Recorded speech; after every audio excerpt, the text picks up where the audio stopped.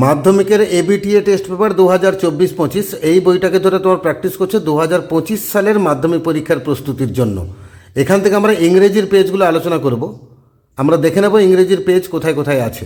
ইংরেজির পেজ নাম্বারগুলো এখানে দেওয়া আছে। আজকে আমরা আলোচনা করব পেজ নাম্বার 261। এর আগের যতগুলো পেজ আছে সবগুলো পেজেরই আলোচনার ভিডিও আমাদের চ্যানেলে আপলোড করা আছে। ভিজিট করো, প্লেলিস্টকে ক্লিক করো এবং তারপর ক্লাস 10-এর ভিডিও বার করো, সেগুলো সব পেয়ে যাবে। আমরা আজকে 261 পেজের আলোচনা করব। পুরো পেজটাই আলোচনা হবে, মানে সিন আনসিন, গ্রামার, ভোকাবুলারি এবং রাইটিং স্কিল পূর্ণাঙ্গ আলোচনা থাকবে। তাই স্কিপ না করে ভিডিওটা কিন্তু মন দিয়ে দেখবে। আমরা 261 পেজে এসে গেছি। একের একটা সিন প্যাসেজ দেওয়া আছে। When the family has finished tea, যখন পরিবার চা খাওয়া শেষ করে, and gathers round the fire, এবং আগুনের চারপাশে গিয়ে জড়ো হয়, the cat casually goes out of the room, বিড়াল তখন রুমের বাইরে বেরিয়ে যায়। এটা আমাদের লেসন নাম্বার 7 দ্য ক্যাট থেকে নেওয়া। লাইনগুলোর মানে তোমাদের সকলেরই জানা আছে, তাই সেগুলো আর পড়ছি না, সরাসরি প্রশ্নোত্তর আলোচনা করে দিচ্ছি। প্রথমে এমসিকিউ থাকবে, তোমরা জানো। প্রথম প্রশ্ন, as soon as tea has been finished, যেই সঙ্গে সঙ্গে পরিবারের চা খাওয়া শেষ হয়, and family gathers round the fire, আর গোটা পরিবারের সদস্যরা সবাই যখন আগুনের চারপাশে জড়ো হয়, দ্য ক্যাট গোজ, তখন বিড়াল বেরিয়ে যায়। কোথায় যায়? Out of the room. Option number ডিতে বলা আছে আউট অফ দ্য রুম। দুইয়ের দাগে the movement of the cat is compared with, মানে বিড়ালের যে হাঁটা চলা গতিবিধি তাকে তুলনা করা হয়েছে কার সঙ্গে? প্যান্থার, চিতাবাঘের সাথে। Option number B, panther. তিনের দাগে the call of the cat is for his kindred, মানে বিড়ালের যে ডাকটা, সে হাঁক মারে, ডাক ছাড়ে, কাদের জন্য? তার আত্মীয় স্বজন, বন্ধু বান্ধবদের জন্য। Kindred, option number C. চারে দাগে the cat droops his head to his paws, বিড়াল কিন্তু তার মাথাটাকে ঝুঁকিয়ে নিয়ে আসে, নামিয়ে নিয়ে আসে তার থাবা পর্যন্ত। Option number A, paws. আর পাঁচে দাগে the cat stretches its body in order to check his muscles workability, বিড়াল কিন্তু কি করে? তার শরীরটাকে, বিভিন্ন অঙ্গ প্রত্যঙ্গকে প্রসারিত করে, এটা পরীক্ষা করার জন্য তার পেশিগুলোর কর্মক্ষমতা কতটা আছে। Option number D, workability. আমরা বি দাগে যাব, কমপ্লিট দ্য সেন্টেন্সেস, মানে শূন্যস্থান পূরণ করতে হবে বাক্যগুলো থেকে তথ্য নিয়ে। The cat is no longer, বিড়াল কিন্তু আর নয়। কি নয়? শূন্যস্থানে কি লিখবে? এটা লিখবে, make creatures who an hour ago were mewing for fish and milk, তাহলে মিল্ক থেকে মিল্ক পর্যন্ত এটা প্রথম শূন্যস্থানে বসবে। আর দুয়ের দাগে আছে the cat trots across and skips, সেখানে লিখবে to the roof of an empty shed, to থেকে শেড অবধি। তিনের দাগে আছে the cat moves noiselessly for, মানে বিড়াল কিন্তু কোনো আওয়াজ না করে নিঃশব্দে হাঁটাচলা করে। কারণ কি না? তার অনেক শত্রু আছে, কুকুরগুলো আছে, আর ঢিল হাতে বাচ্চাগুলো আছে। এটা লিখবে, he has so many enemies dogs and small boys with Stones, he has থেকে স্টোনস অবধি, এটা 3 নম্বর শূন্যস্থানে বসবে। এবারে ট্রু ফলসে যাব। টিএফ লিখতে হবে, সঙ্গে সাপোর্টিং স্টেটমেন্ট দিতে হবে। একের দাগে the cat dives to the top of the fence, বিড়াল কিন্তু লাফ দিয়ে ওই বেড়ার উপরে যায়। এই কথাটা তোমাদের ঠিক মনে হতে পারে, টি লিখতে অনেকের ইচ্ছে হবে, কিন্তু ডাইভ মারা মানে কি? ঝাঁপ দেওয়া।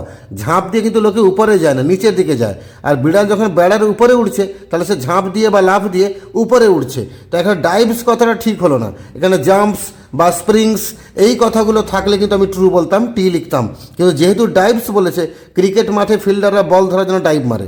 কোনো জলে কেউ ডুবছে, তাকে উদ্ধার করার জন্য জলে ডাইভ মারা হয়। তার মানে কি? উপর থেকে তুমি নিচের দিকে লাফ মারছো, ঝাঁপ মারছো। তাই ডাইভস কথাটা দেওয়ার জন্যই আমরা ফলস বলবো, এফ লিখবো। আর সাপোর্টিং স্টেটমেন্ট দিব, springs two the top of the fence, springs থেকে ফেন্স অবধি। দুইয়ের দাগে the cat is now A violent fighter, বিড়াল কিন্তু এখন একটা হিংস্র যোদ্ধা বা লড়াকু যোদ্ধা, কথাটা ঠিক, ট্রু। আমরা টি লিখলাম। আর সঙ্গে সাপোর্টিং স্টেটমেন্ট দেব, দে আর নাও গ্রিম ফাইটার্স, দে থেকে ফাইটার্স অবধি। একটা পোয়েম দিয়েছে, two grass or leaf or fruit or ওয়াল, ঘাসের সঙ্গে, পাতার সঙ্গে, ফলের সঙ্গে এবং দেওয়ালের সঙ্গে। দ্য স্নেল স্টিক্স ক্লোজ, শামুকটা একদম লেগে থাকে। নর ফিয়ার্স টু ফল, পড়ে যাওয়ার কোনো ভয় থাকে না। As if he grew their house and all together, যেন সে ওখানেই বড় হয়েছে, তার ঘর এবং সব কিছুকে সাথে নিয়ে। এটা আমাদের লেসন নাম্বার 8 দ্য স্নেল থেকে নেওয়া। লাইনগুলো পড়ে আর মানে বলছি না, সরাসরি প্রশ্নোত্তরে যাচ্ছি। প্রথমে এমসিকিউ জানো। একের দাগে the snail sticks close to grass or leaf or wall as if he grew there, শামুক লেগে থাকে ঘাসের সঙ্গে, পাতার সঙ্গে, দেওয়ালের সঙ্গে, যেন ও ওখানেই বড় হয়েছে। দুয়ের দাগে in its house the snail lives with no one, তার সে শামুক তার খোলসের মধ্যে বা ঘরের মধ্যে সে বাস করে, কাউকে কিন্তু সাথে নিয়ে বাস করে না, সে একা বাস করে, তাই নো ওয়ানটা উত্তর হবে। তিনের দাগে the snail shrinks into his house when one touches its horns, শামুক নিজেকে গুটিয়ে নেয় তার খোলসের মধ্যে যখন কেউ তার সুঁড়কে স্পর্শ করে। চারে থেকে হোয়েন ডেঞ্জার ইমিনেন্ট বিটাইডস, যখন কোনো আসন্ন বিপদ ঘনিয়ে আসে। এখানে ইমিনেন্ট মানে কি? আসন্ন, মানে যেটা হবে, অ্যাবাউট টু হ্যাপেন, তার মানে ইমপেন্ডিং মানে আসন্ন। অপশন নম্বর এ। দুখানা প্রশ্ন পাবো আমরা। প্রথম প্রশ্ন, how does the snail stick itself to various objects? শামুক নিজেকে লাগিয়ে রাখে বা আটকে থাকে বিভিন্ন বস্তুর সঙ্গে কিভাবে? যারা দুর্বল আছে প্রথম প্যারাটাই তুলে দেবে। Two grass or leaf or fruit or wall, the snail sticks close nor fears to fall as if he grew their house and all together। এটা হুবহু তুলে দেবে, তবে পুরো নাম্বার পাবে না, দুইয়ের মধ্যে এক পাবে। আর যারা দুইয়ে দুই পেতে চাও তোমাদের এটাকে, এই কথাটাকেই একটু গদ্যের স্টাইলে লিখতে হবে। তখন তুমি এটা জাস্ট সেকেন্ড বাক্যটাকে আগে শুরু করবে, এরকম লিখবে। কি লিখবে? The snail sticks close to grass or leaf or fruit or wall, এখানে ফুল স্টপ করে দেবে। তারপর লিখবে he does not fear to fall লিখবে। তারপর লিখবে as if he grew there with his house. তাহলে উত্তরটা আবার বলছি, the snail sticks close to grass or leaf or fruit or wall, full stop দেবে। He does not fear to fall as if he grew there with its house, এখানে full stop করে দেবে। দিলে তুমি 2 নম্বরের মধ্যে 2 নম্বর পাবে। আর 2-এর একটা কোশ্চেন আছে, when does the snail hide in its house? শামুক কখন নিজেকে তার ঘরের মধ্যে লুকিয়ে নেয়? কখন লুকিয়ে নেয়? তার উত্তর একটু টুকরো টুকরো দেওয়া আছে, তোমরা এক জায়গায় তুলে নেবে। পুরো আমি যেভাবে পড়ছি এইভাবে পরীক্ষা খাতায় লিখবে। তোমরা এটা লিখবে, when danger imminent betides of storm and give but his horns the slightest touch, comma দেবে। তারপর লিখবে he shrinks into his house. আবার উত্তরটা বলছি, when danger imminent betides of storm and give but his horns the slightest touch, comma he shrinks into his house. এটা লিখে দিলে আমাদের 2-এর দাগের উত্তর হয়ে যাবে। একটা আনসিন দিয়েছে, পড়ছি শোনো। The early man had a hard life even to find food. আগেকার দিনে মানুষের কিন্তু কঠিন একটা জীবন ছিল, এমনকি তাদের খাদ্য সংগ্রহ করতে গেলেও কঠিনতার সম্মুখীন হতে হতো। They collected nuts and fruits from day to day and wandered from place to place in search of food. তারা বাদাম সংগ্রহ করতো, ফল সংগ্রহ করতো দিনের পর দিন, এবং তারা এক জায়গা থেকে অন্য জায়গায় উদ্দেশ্যহীনভাবে ঘুরে বেড়াতো শুধু খাবারের সন্ধানে। Gradually tribes grew up. আস্তে আস্তে ধীরে ধীরে উপজাতির সংখ্যা বাড়তে লাগলো। These were really large families living together and hunting together. এরা সত্যিকারে বড় বড় পরিবার ছিল, এরা একসঙ্গে বাস করতো এবং শিকার করতো একসাথে। Because it was safer to be together than alone, কারণ একা থাকার থেকে দলে থাকাটা অধিকতর বেশি নিরাপদ ছিল। Then came a great change in the discovery of agriculture. তারপরে ব্যাপক পরিবর্তন এলো চাষবাসের আবিষ্কারের সাথে সাথে, কৃষিকার্যের আবিষ্কারের সাথে সাথে। Which made a tremendous difference, যেটা বিশাল একটা পার্থক্য গড়ে দিয়েছিল। People found it much easier to grow food on the land by methods of agriculture. লোকেরা দেখলো চাষের পদ্ধতিকে কাজে লাগিয়ে ফসল ফলানো বা খাদ্য উৎপাদন করা সেটা অনেকটা সহজ কাজ। And ploughing and sowing and harvesting meant living on the land. এবার তুমি লাঙ্গল করতে গেলে বা বীজ রোপণ করতে গেলে বা ফসল তুলতে গেলে এগুলো করা মানে তোমাকে ল্যান্ডের উপরে বসবাস করতে হবে। They could not just wander about as they use to. এর আগে তারা যেমন ঘুরে বেড়াতো, এবার কিন্তু আর ঘুরে বেড়ানো সম্ভব নয়, জমিকে দেখভাল করতে হবে। Had to remain near the fields, এবং তাদের থাকতে হতো তাদের জমির কাছাকাছি। So grew up villages and towns. আর এইভাবে গড়ে উঠলো গ্রাম এবং শহর। একটু সোজা আনসিন ছিল, কিছু এমসিকিউ দেওয়া আছে। একের দাগে the early man had a hard life even to find food. 2-এর দাগে দ্য ফ্যামিলিজ ওয়ার লার্জ, পরিবারগুলো বড় ছিল। 3-এর দাগে before agriculture one of the means of getting food for the early people was hunting. এই এগ্রিকালচারের আগে লোকেদের খাবার সন্ধানে একমাত্র উপায় ছিল শিকার করা, হান্টিং, অপশন নম্বর এ। আর 4-এর দাগে দ্য আর্লি ম্যান লিভড, আগেকার দিনে মানুষেরা বসবাস করতো টুগেদার, একসাথে বাস করতো। আর 5 থেকে change came in the life of the early men after the discovery of agriculture. পরিবর্তন এলো মানুষের জীবনে কখন? কৃষিকার্যের আবিষ্কারের পর। আর 6-এর দাগে for ploughing and sowing and harvesting they had to remain near the fields. লাঙ্গলের কাজে, বীজ রোপণের কাজে এবং ফসল তোলার কাজে তাদেরকে বাস করতে হতো জমির কাছাকাছি, অপশন নাম্বার সি। এবার আমরা টিএফ লিখবো, ট্রু ফলস আছে, সঙ্গে সাপোর্টিং স্টেটমেন্ট দেবো। Discovery of agriculture ব্রট about a havoc change in the life of the early man. এই কৃষিকার্যের আবিষ্কার আগেকার দিনে মানুষের জীবনে বিশাল একটা পরিবর্তন নিয়ে এলো, অবশ্যই ঠিক, ট্রু, আমরা টি লিখলাম। আর সাপোর্টিং স্টেটমেন্ট দেবো, then came a great change in the discovery of agriculture. Then থেকে এগ্রিকালচার অব্দি। 2-এর দাগে early man did not work hard to gather their food. আগেকার দিনে মানুষেরা খাবার সংগ্রহের জন্য বেশি পরিশ্রম করতো না, কথাটা ভুল, ফলস, এফ লিখলাম। আর সাপোর্টিং দেবো, the early man had a hard life even to find food. The early থেকে শুরু করে ফুড অব্দি। 3-এর দাগে early man lived separately and hunted separately. আগেকার দিনে মানুষেরা বসবাস করতো আলাদা আলাদাভাবে এবং শিকার করতো আলাদা আলাদাভাবে, কথাটা ভুল, ফলস, এফ লিখলাম। সাপোর্টিং দেবো, these were really large families living together and hunting together. These were থেকে টুগেদার অব্দি। চারখানা প্রশ্ন আছে। একে থেকে how did early men collect their food, আগেকার দিনে মানুষেরা খাবার সংগ্রহ করতে কিভাবে। তার উত্তরে লিখবো they collected nuts and fruits from day to day and wandered from place to place in search of food, তাহলে দে কালেক্টেড থেকে ফুড অব্দি। দুয়ে দেখা যাচ্ছে what change the life of early people, কোন জিনিসটা আগেকার মানুষের জীবনটাকে বদলে দিল, কোনটা, কৃষিকার্যের আবিষ্কার। তার উত্তর লিখবো then came a great change in the discovery of agriculture which made a tremendous difference. তিনের দাগে what was easier to the early people, আগেকার দিনের লোকেদের কাছে কোনটা সহজ বলে মনে হলো, এটা লিখবো people found it much easier to grow food on the land by the methods of agriculture, people থেকে এগ্রিকালচার অব্দি। আর চারের দাগে আছে how did the villages and towns grow up, শহর এবং গ্রাম কি করে গড়ে উঠলো, সেটা লিখবো and ploughing and sowing and harvesting meant living on the land they could not just wander about as they use to had to remain near the fields so grew up villages and towns, and ploughing থেকে শুরু করে towns অব্দি। এটা লিখে দিলাম আমরা চারের দাগের উত্তর।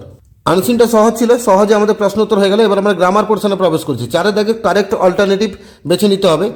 If I were a ghost, যদি আমি ভূত হতাম, I would try to frighten the people, তাহলে আমি ওই সমস্ত লোকেদেরকে ভয় দেখাতাম, আই মোস্ট ডিসলাইক, যাদেরকে আমি অপছন্দ করি।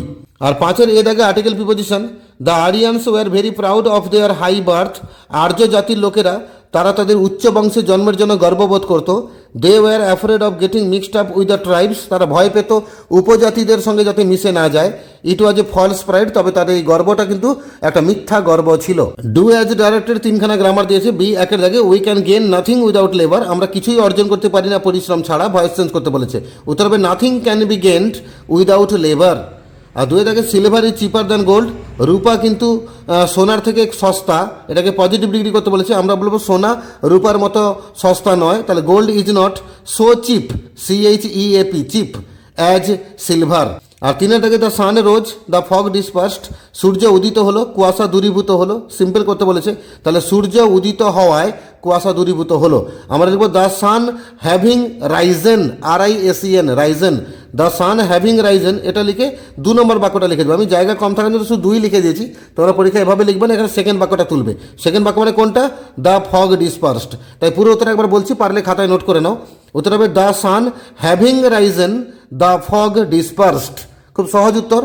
আমরা তিনের দাগে ফ্রেজাল ভার্বে যাব। প্রথমটা পোস্টপন্ড আছে, এটা পুট অফ হবে, PUT পুট OFF অফ। আর দুয়ে দাগে লীলা মেট, মেট আছে মানে কাম অ্যাক্রসের সেকেন্ড ফর্ম লিখতে হবে। তো আমরা কাম অ্যাক্রস লিখবো না, লিখবো came across, CAME came across, তবেই তুমি নাম্বার পাবে। কাম অ্যাক্রস লিখে দিলে কিন্তু 0 পাবে। আর কোয়ারলিং মানে ঝগড়া করছিল, উত্তর হবে ফল আউট, কিন্তু কোয়ারলের সঙ্গে ING যোগ করা আছে, তাই আমরা লিখবো falling out, FALLING falling out. আর 6এর দাগে ভোকাবুলারি, তোমাদের অনেকের কাছে দাগটা কঠিন লাগে, অবশ্যই কঠিন দাগ, 4খানা শব্দ আনসিন থেকে খুঁজতে হয়, আর 4খানা শব্দ খুঁজে দিলেই 4 দুনে 8 mark. The process or period of gathering crops, সে প্রক্রিয়া বা সময়কাল ফসল সংগ্রহের জন্য, তাকে আমরা কি বলি, হারভেস্টিং বলি, হারভেস্টিং। আর দুয়ে দাগে দ্য সায়েন্স অফ ফার্মিং, চাষবাসের যে বিজ্ঞান, তাকে আমরা কৃষি বিজ্ঞান বলবো, এগ্রিকালচার। আর মুভড উইদাউট পারপাস, উদ্দেশ্যহীনভাবে ঘুরে বেড়ানো, তাকে আমরা বলবো ওয়ান্ডার, WANDERED ওয়ান্ডার। আর 4 থেকে প্ল্যান্টিং সিড মানে বীজ রোপণ করা, তাকে আমরা বলবো সোয়িং, সিড বলবো না, শুধু সোয়িং বলবো, SOWING সোয়িং। তাহলে 4খানা শব্দ হলো হারভেস্টিং, এগ্রিকালচার, ওয়ান্ডার আর সোয়িং। এই 4খানা শব্দ তোমরা কিন্তু আনসিনে পেয়ে যাবে। এবার আমরা রাইটিং পোর্শনে প্রবেশ করবো। Write a letter to the editor of N English, এটা ইংলিশ হয়ে গেছে, এটা অ্যান হবে, AN হবে। An English news paper complaining against the indiscriminate use of palm oil in different food items. এই যে পাম তেল বাজারে পাওয়া যায় না, রিফাইন তেল বলে অনেক দোকানে বিক্রি করে, একটু কম দামে পাওয়া যায়, সেই পাম তেল আমরা বিভিন্ন খাবার আইটেমে ব্যবহার করছি, এটা কিন্তু ক্ষতিকারক। এই ক্ষতিকারক বিপদটাকে জানিয়ে বা তোমার দুশ্চিন্তা প্রকাশ করে খবর কাগজের সম্পাদককে একটা চিঠি লেখো। তো সেক্ষেত্রে আমরা প্রথমে লিখবো টু লিখবো, তার নিচে লিখবো দ্য এডিটর, তার নিচে লিখবো দ্য স্টেটসম্যান, তারপর লিখবো 4 চৌরঙ্গি স্কোয়ার, তার নিচে লিখবো কলকাতা 700001। এটা হচ্ছে আমাদের এডিটোরিয়াল একটা অ্যাড্রেস, এই অ্যাড্রেসটা তোমরা লিখে ফেলবে, বা তোমাদের যদি অন্য কোনো এডিটোরিয়াল অ্যাড্রেস মুখস্থ থেকে থাকে সেটা লিখে ফেলবে। আর সাবজেক্ট লিখবে indiscriminate use of palm oil in food items, খাবার তৈরিতে বিভিন্নভাবে ওই পাম অয়েল প্রচুর ব্যবহার করা হচ্ছে, এটা হচ্ছে আমাদের সাবজেক্ট। লিখবো ডিয়ার স্যার মানে মাননীয় মহাশয়, with due respect and honour I beg to state that, মানে আমার বিনীত নিবেদন এই যে, I need a space in your newspaper to ventilate my grievance about the said subject. উপরিউক্ত বিষয়ে আমার দুশ্চিন্তা প্রকাশ করার জন্য আপনার খবর কাগজে ছোট্ট একটা জায়গা আমার দরকার। এবার আমরা সেকেন্ড প্যারায় প্রবলেমটা বলবো। An edible oil is made from palm trees and it is called palm oil. একটা ভোজ্য তেল তৈরি হয় পাম গাছ থেকে, আর সেই তেলটাকে পাম তেল বলা হয়। This oil is very chip in the market. এই তেল বাজারে খুব সস্তায় পাওয়া যায়। পিপল আর ইজিলি টেম্পটেড। লোকেরা সহজে প্রলোভিত হয়ে পড়ে টু ইট এই তেলের প্রতি। They use this palm oil in different food items indiscriminately. তারা বেহিসেবিভাবে এই পাম তেল ব্যবহার করে বিভিন্ন খাবার আইটেমে। But there are many chemicals and preservatives in this palm oil. কিন্তু অনেক রাসায়নিক দ্রব্য এবং সংরক্ষক মেশানো থাকে এই পাম তেলে। So palm oil is very harmful for our health, specially for our heart. তাই পাম তেল আমাদের স্বাস্থ্যের পক্ষে অত্যন্ত ক্ষতিকারক, বিশেষ করে হৃৎপিণ্ডের জন্য। We should stop the use of it. আমাদের এই পাম তেল ব্যবহার বন্ধ করতে হবে। Rather we should use good mustard oil. বরং আমাদের উচিত ভালো ব্র্যান্ডের বা ভালোভাবে উৎপন্ন সরষের তেল ব্যবহার করা উচিত। এবার আলাদা প্যারা করে বলবো। So I request you to highlight my subject in your newspaper so that the people become aware and they become careful in using oil in food making. আমি আপনাকে অনুরোধ করছি আমার এই বিষয়টাকে আপনার খবর কাগজে হাইলাইট করুন, যাতে লোকেরা সচেতন হয় এবং তারা যত্নবান হয় তাদের খাদ্য তৈরিতে বিভিন্ন তেলের ব্যবহারকে নিয়ে। এটা লেখার পর তুমি এখানে লিখবে ইয়োর্স ট্রুলি, মানে আপনার একান্ত অনুগত লিখবে, কমা দেবে, তারপর তোমার নাম লিখবে। আমি লিখেছি প্রতিমা দাস, তুমি তোমার নামটা দেবে। তার নিচে তোমার বাড়ির ঠিকানা দেবে। আমি লিখেছি ভিলেজ পোস্ট PS দীঘা আর ডিস্ট পূর্ব মেদিনীপুর। তোমরা এ ঠিকানা দেবে না, তোমাদের বাড়ির ঠিকানা লিখবে। আর এদিকে বাম দিকে থ্যাঙ্কিং ইউ লিখে দেবে আর ডেট দেবে। আমি লিখেছি 16/12/2024। তোমরা যেদিন পরীক্ষা দেবে ওই পরীক্ষার দিনের তারিখটা এখানে লিখবে। 8-এর দাগে বলেছে রাইট এ প্যারাগ্রাফ। একটা প্যারাগ্রাফ লিখতে বলেছে অন ইয়ার ফেভারিট টিচার। তোমার প্রিয় শিক্ষক, তাকে নিয়ে প্যারাগ্রাফ লিখো। কিছু পয়েন্ট দিয়েছে। নেম অফ দ্য টিচার, ওই টিচারের নামটা বলো। সাবজেক্ট হি টিচেস, তিনি যে বিষয়টা পড়ান সেটা বলো। Qualities of the teacher that you admire, তুমি প্রশংসা করো ওই শিক্ষকের কোন গুণাবলী সেটা বলো। আর how he has inspired you, তিনি তোমাকে কিভাবে উৎসাহিত করেছেন সেটা বলো। আর ইউর ইমপ্রেশন, তোমার অনুভূতির কথা বলো। মানে তোমার প্রিয় শিক্ষককে নিয়ে একটা রচনা লিখো। আমরা হেডিংয়ে লিখবো মাই ফেভারিট টিচার, আমার প্রিয় শিক্ষক। The one who teaches us something is called a teacher. যিনি, সেই ব্যক্তি যিনি আমাদের কিছু না কিছু শেখান তাকে আমরা টিচার বলি। Parents are our first teacher, বাবা মাই হচ্ছেন আমাদের প্রথম শিক্ষক। But we meet professional teachers in school, কিন্তু আমরা পেশাদারী শিক্ষকদের সঙ্গে সাক্ষাৎ হয় আমাদের স্কুল লাইফে। The real teachers are the makers of a nation, সত্যিকারের শিক্ষক যারা তারা কিন্তু জাতির স্রষ্টা। Some teachers leave deep impact on the students, তার মধ্যে কিছু শিক্ষক আছেন যারা ছাত্রছাত্রীদের মনে গভীর একটা প্রভাব তৈরি করেন। I have got such a teacher in my life, আমার জীবনে আমি এরকম একজন শিক্ষককে পেয়েছি। He is a teacher of our school, তিনি আমাদেরই স্কুলে একজন শিক্ষক। His name is Mrinmoy Bera, ওই শিক্ষকের নাম হচ্ছে Mrinmoy Bera. He is a teacher of history, তিনি ইতিহাসের শিক্ষক। He has an art of teaching, পড়ানোতে তার একটা আলাদা কৌশল আছে। History is full of past events, আমরা জানি ইতিহাস হচ্ছে অতীত ঘটনায় ভরা। But when Mrinmoy sir teaches history, কিন্তু যখন মৃন্ময় স্যার ইতিহাস পড়ান, উই বিকাম স্পেল বাউন্ড, আমরা মন্ত্রমুগ্ধ হয়ে শুনি। হিস্ট্রি বিকামস অ্যালাইভ দেন, ইতিহাস তখন প্রাণবন্ত হয়ে ওঠে। We easily enter into the topic, আমরা সহজে সেই টপিকে প্রবেশ করতে পারি। অ্যান্ড লার্ন উইথ হার্টস, এবং আমরা হৃদয় থেকে শিক্ষাটা নিতে পারি। মৃন্ময় স্যার গিভস ব্রিলিয়ান্ট এক্সাম্পলস, আর মৃন্ময় স্যার অসাধারণ চমৎকার উদাহরণ সব পেশ করেন। অ্যান্ড এক্সপ্লেন্ড ড্রামাটিক্যালি, এবং তিনি নাটকীয়ভাবে তার ব্যাখ্যা দেন। We don't have to memorise the topic at home, বাড়িতে গিয়ে সেই টপিকটা মুখস্থ করার আদৌ প্রয়োজন পড়ে না। Mrinmoy sir is very skilled in English, তিনি ইংরেজিতেও সমান দক্ষ। He is a man of strong character, শক্ত চরিত্রে তিনি মানুষ। He gives us many lessons on our practical life, আমাদের বাস্তব জীবনের উপর তিনি অনেক শিক্ষা আমাদেরকে দেন। He is honest, hardworking, polite and punctual, তিনি প্রচণ্ড সৎ, পরিশ্রমী, নম্র এবং সময়নিষ্ঠ। He guides us in our decision making, আমাদের সিদ্ধান্তগুলো নেওয়ার ব্যাপারে তিনি আমাদেরকে গাইড করেন। He is not only our teacher, তিনি শুধুমাত্র আমাদের শিক্ষক নন, but also our friend, philosopher and guide, তিনি আমাদের বন্ধু, আমাদের দার্শনিক এবং আমাদের পথপ্রদর্শক। He is my favourite teacher, আর তিনি হচ্ছেন আমার প্রিয় শিক্ষক। এবার 9-এর দাগে write a dialogue between two friends on the excessive spending of public money during different festivals. বিভিন্ন উৎসবে পাবলিক মানি অত্যধিকভাবে খরচা করা হয়, এটাকে নিয়ে দুই বন্ধুর মধ্যে ডায়ালগ। এবং পাবলিক মানি কে খরচা করছে? কে? তাহলে জনগণও খরচ করছে। তারা যতটা একটা জামা আছে দুটো জামা না হলে চলতো, কিন্তু দুর্গাপূজাতে কী হয়, 4-5টা জামা একসাথে কিনে নিচ্ছে। তাহলে পাবলিক মানি নষ্ট হচ্ছে, ওয়েস্টেজ হচ্ছে। এমন কিছু তাই নয়, মানুষের পাশাপাশি সরকারও নষ্ট করছে। বিভিন্ন পূজা কমিটিকে পয়সা দেওয়া, প্যান্ডেল কমিটিকে পয়সা দেওয়া, মানে যাকে বলে প্রচুর পয়সা, পাবলিকের ট্যাক্স দেওয়া পয়সা, কষ্টের রোজগারের পয়সা, এই সমস্ত পয়সাকে প্রচুর নষ্ট করা হয় বিভিন্ন উৎসবের নাম করে। এটাকে নিয়ে দুই বন্ধুর মধ্যে ডায়ালগ রচনা করতে হবে। যদিও আমাদের মাধ্যমিক পরীক্ষায় ডায়ালগ আসার সম্ভাবনা 1%, 99% ডায়ালগ আসবে না। তবু প্রশ্ন দিয়েছে, একটা ডিসকাস তো করতে হবে। আমি সংক্ষেপে একটু সহজে আলোচনা করে দিয়েছি ডায়লগটা তোমরা কেমন লিখবে। লিখবে this is a dialogue between two friends Arun and Bimal about the excessive use of public money in different festivals. নিম্নে একটা ডায়ালগ বর্ণিত হলো দুই বন্ধু অরুণ আর বিমলের মধ্যে, ওই পাবলিক মানি প্রচুর খরচ হচ্ছে বিভিন্ন উৎসবে, এই বিষয়টাকে নিয়ে। প্রথম অরুণ বলছে, hi Bimal, how are you? Bimal, তুমি কেমন আছো? তখন বিমল বলছে, ফাইন, ইউ? আমি ভালো আছি, তুমি কেমন আছো? অরুণ বলছে, মি টু, আমিও ভালো আছি। Where did you go? তুমি কোথায় গেছিলে? বিমল বলছে, I went to buy a new shirt for Saraswati Puja. আমি একটা নতুন জামা কিনতে গেছিলাম সরস্বতী পূজার জন্য। অরুণ বলছে, you have already 3 to 4 Punjabi, তোমার তো 2 থেকে 3 থেকে 4টা তো পাঞ্জাবি আছে। বিমল বলছে, সো আর তাতে কী হয়েছে? ফেস্টিভ্যাল মিনস নিউ শার্ট, উৎসব মানেই নতুন জামা কিনতেই হবে। অরুণ বলছে, but I think it's a wastage of money, কিন্তু আমার মনে হয় না এভাবে পয়সা নষ্ট হচ্ছে। বিমল বলছে, am I alone doing so? আচ্ছা অরুণ, আমি কি এই কাজটা একাই করছি? আমি কি একাই নতুন জামা কিনেছি, আর কি কেউ কিনছে না? অরুণ বলছে, all the people use excessive money in festivals, কিন্তু শুধু তুই না রে ভাই সমস্ত লোকেরা প্রচুর পয়সা খরচা করে ওই বিভিন্ন উৎসবে। বিমল বলছে, হাও, কীভাবে? তখন অরুণ বলছে, জাস্ট থিঙ্ক অফ দুর্গাপূজা, তুই একটু দুর্গাপূজার কথা ভাব না। Every family spends 10 to 20,000 rupees to buy new dresses. প্রত্যেক পরিবার 10 থেকে 20,000 টাকা খরচা করে দেয় শুধু নতুন জামা কাপড় কিনতে। Besides feast, merry making, visiting fairs, hiring cars and what not. তাছাড়া অন্যান্য খরচা তো আছে, ভালো ফিস্ট করে খাওয়া, আনন্দ উদযাপন করা, মেলায় ঘুরতে যাওয়া, গাড়ি ভাড়া করা, এবং কি নেই বলো, খরচার বহর এক গাদা। বিমল বলছে, দুর্গাপূজা কামস ওয়ান্স এ ইয়ার। ভাই, দুর্গাপূজা কিন্তু বছরে একবার আসে, মাইন্ড ইট, সেটা মাথায় রাখ। একবার খরচকে তো কৃপণতা করলে হবে না। তোর হচ্ছে নট অনলি দুর্গাপূজা, আরে শুধু দুর্গাপূজার কথা বলছি নাকি, every festival and spending of excessive money. প্রত্যেক উৎসব আসবে আর এক গাদা পয়সা খরচা করা হবে। বিমল বলছে, you know the government also promotes festivals. আরে তুই উৎসবের বিরোধিতা করছিস, আরে সরকার পর্যন্ত উৎসবকে প্রমোট করে, উৎসবকে উৎসাহিত করে। তখন অরুণ বলছে, ইয়া আই নো, আমি জানি সেটা। Government provides money to puja committee, সরকার পূজা কমিটিকে পয়সা দেয়, but this is public money, কিন্তু এটা তো ভাই পাবলিকের পয়সা, সরকারের পয়সা না, এটা পাবলিকের পয়সা। তখন বিমল বলছে, হাও, কিভাবে? অরুণ বলছে, government gets this money from the tax paid by people. সরকার এই পয়সাটা পায় কোত্থেকে? লোকেরা, সাধারণ জনগণ যে ট্যাক্সটা পেমেন্ট করে, ট্যাক্সটা দেয়, সেখান থেকে সরকার এই পয়সাটা পায়। বিমল বলছে, what you want to say? আচ্ছা তুই কি বলতে চাইছিস বলতে, একটু তুই কী চাইছিস বলতে? অরুণ বলছে, I think the government should use this money to develop infrastructure and high public service. আমার মনে হয় সরকারের উচিত এই জনগণের ট্যাক্স দেওয়া পয়সাটাকে বিভিন্ন পরিকাঠামোর উন্নয়নে কাজে লাগানো উচিত এবং উচ্চ জনপরিষেবা দেওয়ার কাজে লাগানো উচিত। বিমল বলছে, ইউ আর রাইট, হ্যাঁ রে ভাই, তুই ঠিক বলেছিস। অরুণ বলছে, besides the people should also be aware. তুই সরকারকে লাগাম টানলে হবে না, লোকেদেরকেও সচেতন হতে হবে।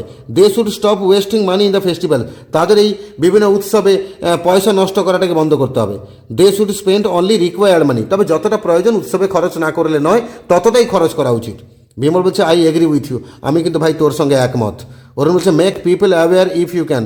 তবে বুঝলি যখন, আজকের পর যতজন লোকের সামনে দেখা করবি, যদি পারবি লোককে সচেতন করবি এ বিষয়ে।